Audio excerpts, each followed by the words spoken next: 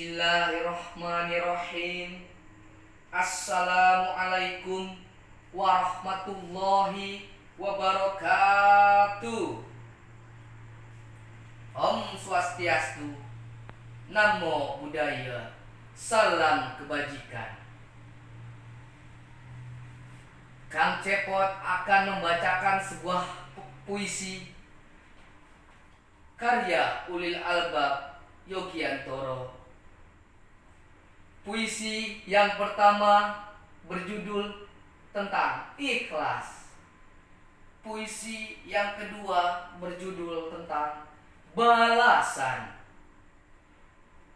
Kita bacakan puisi yang pertama.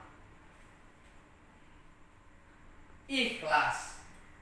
Bermati rasalah dalam memberi tanpa sebuah harapan apapun.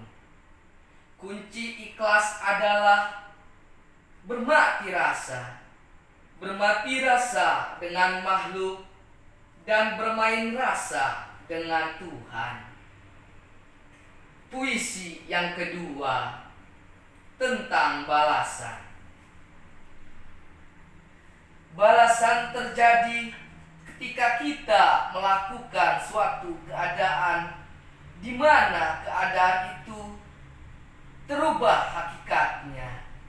Perubahan itu yang membuat adanya hakikat dari balasan itu, baik ataupun buruk.